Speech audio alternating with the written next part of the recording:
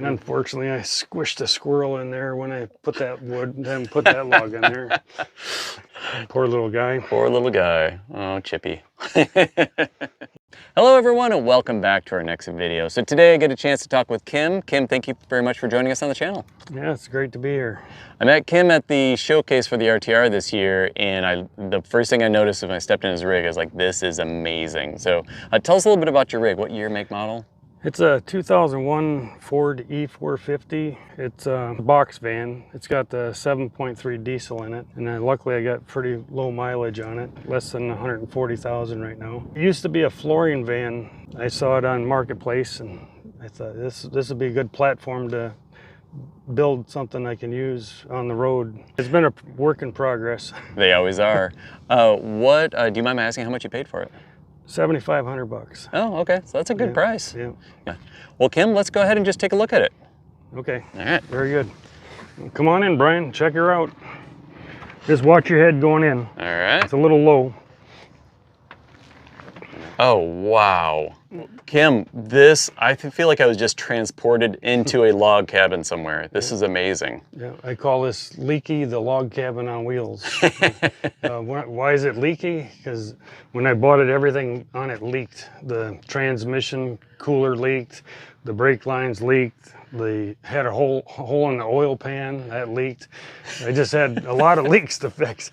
This turned out way better than I thought it may. You know, I had an idea to make it look like a log cabin, and it does. It looks just like a log cabin. I could never afford a log cabin on a lake, and now I can take my log cabin to any lake I want. You know, if the fishing's not good, I can change lakes. And then how long did it take you to build this thing out? It only took a couple months, you know, about 2.5 months. All right. The hardest thing was doing all the sanding and urethaning. You know, I got all this material. I sourced it from a log cabin place up in the UP.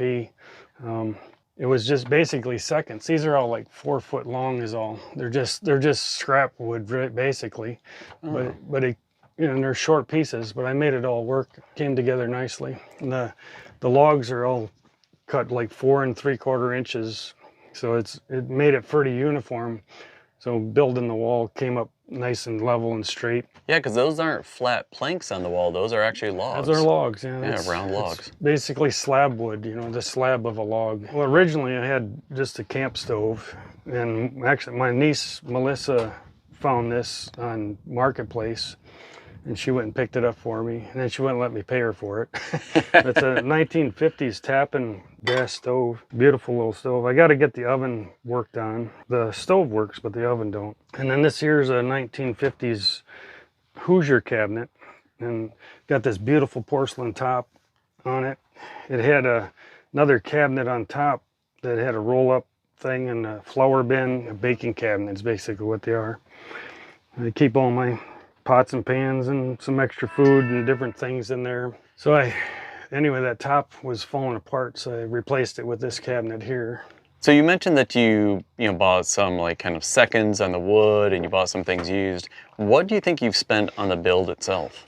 Mechanically wise and all the wood and things I've put in here, I'm thinking I got maybe 15 grand into it totally. Yeah. And that includes the buying of the vehicle? The buying of the vehicle, you know, doing all the mechanical stuff, putting new tires on the thing, you know, all this wood, solar system.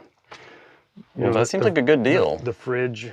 So do you find yourself cooking a lot on the road, or do you go out to eat a lot? What do you do? I do 96% of my own cooking, yeah.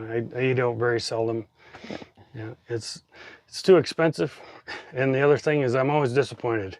I can cook better than most of these places I go. I didn't know diddly about solar. Started out with just 200 watts of solar, but I have 4 now. I have 400 watts of solar up on top. Upgraded last year. The batteries are 200 amp hour lithium batteries. So you have 400 amp hours of battery? Yeah. Oh, that's awesome. Yeah. And it basically runs my fridge, my lights, starts up my diesel heater. Do you ever use that full capacity, or is that? No, it's really only if I get a cloudy stretch will that actually drop down much. Yeah. Yeah, I don't use a lot of power really. the lights are LED, so you know, and I don't use them that much. A little bit at night, a little bit in the morning. And the fridge is pretty efficient. And how much time do you spend on the road? Because you're not completely full-time, but you're close. Yeah, a good 6 months out here, you know, from when I leave Michigan to come out, spend my time here and go back, is a good 5.5, 6 months. But, you know, even when I'm home, I'm roaming around Michigan because the Upper Peninsula is just beautiful. There's so many places to go to camp and to see and things to do. I'm in this probably 3/4 of the year. Okay. And I just love it. It's very comfortable for me. This swivel seat, this came out of my boat.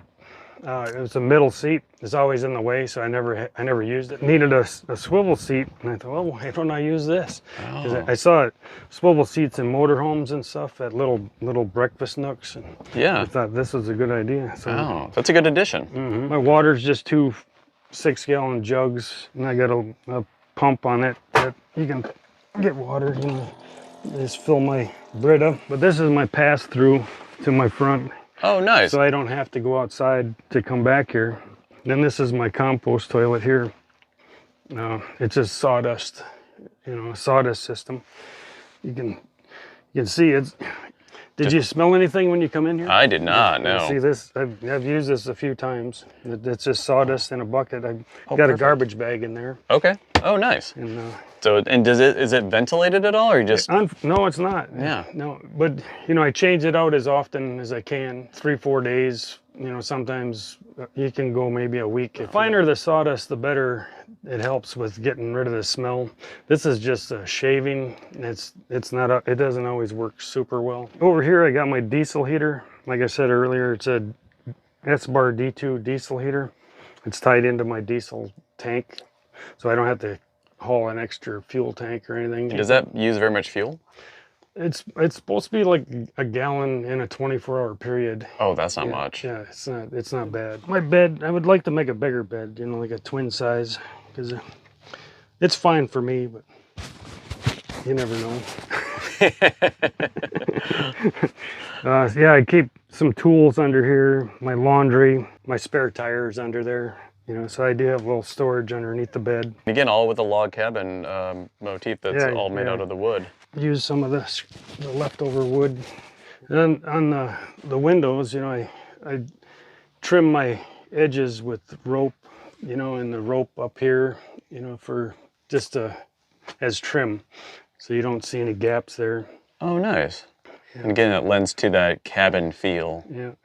And then like in here and over there too, I put moss in the cracks. This is a good example here. You can see it better. But I put moss there. I just sprayed some glue in there and stuffed the moss from the woods. You can kind of tell I need to do more, you know, because you can see the plywood in behind here. And unfortunately, I squished a squirrel in there when I put that wood, then put that log in there. Poor little guy. Poor little guy. Oh, Chippy. I made this coat rack with axe handles, and this is a piece of driftwood from Lake Superior, but it's full of wormwood. I just love the design, and when I urethaned it, boy, it just popped. It looks, to me, it's cool. This is a little history here. My first year to the RTR was 2018, and I went down to the tents and all that stuff down there, the flea markets, and I was going through license plates. I used to buy and sell license plates all the time, and I spotted this plate, and I went, holy what?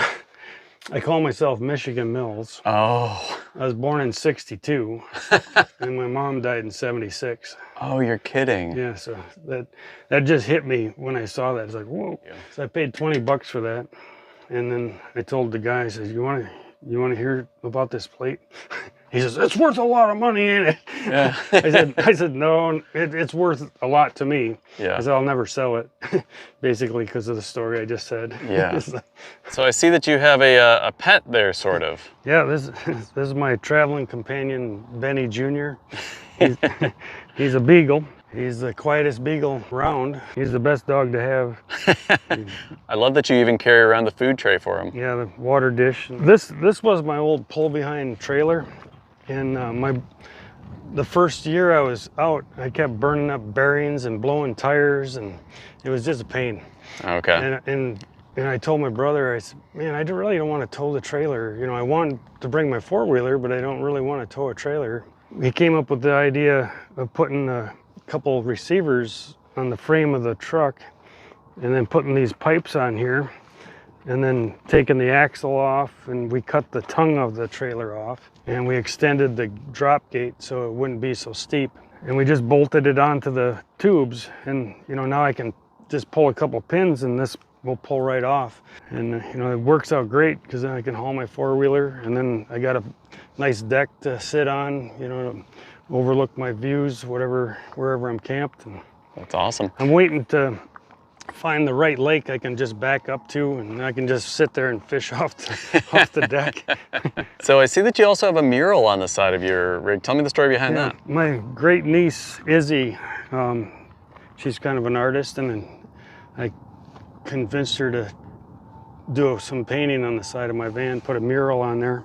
She got started last fall, but we ran out of time, and she'll finish it hopefully next spring when I get back.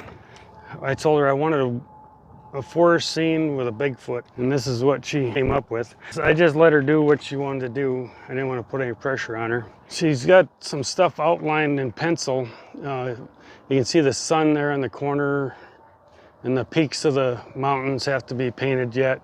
She's gonna make some kind of sunset skyline, you know, orange or red skyline. This is gonna be cute, this fox. She did a real nice job. Hopefully it comes out as cute as the drawing, but everybody comments on the Bigfoot for sure. Yeah, the windows, I wanted, you know, you need windows, wanted windows. Some people say, well, why didn't you just leave it stealth, you know, so how are you gonna be stealthy with this rig? Yeah. Kim, thank you so much for a tour of your beautiful log cabin on wheels. That is one of the cooler builds I've seen. It makes me feel like I'm in like a hunting cabin or a fishing cabin in the UP of Michigan. I swear, it's incredible. I'm glad it came out as well as it did, you know, I'm glad. And I haven't had anybody not like it. You know, it's been quite an adventure. It's unique too. Yeah. Now, if people wanted to find out more about your adventures, your travels, and find out more about you in general, how can we do that? Yeah, I do have a YouTube channel. It's Making Memories with Michigan Mills. I don't edit things. It's all real. Might be some corny stuff, but that's perfect. It's all, hopefully some of it's interesting to the people out there. Well, folks out there, go ahead and check out his channel. And what did you think of the tiny cabin on wheels? What did you think? Please let us know in the comments below. We'd love to hear. But if you got anything out of today's video, please give it a big thumbs up, subscribe to the channel, share it with friends. But until next time, we'll see you down the road. So long.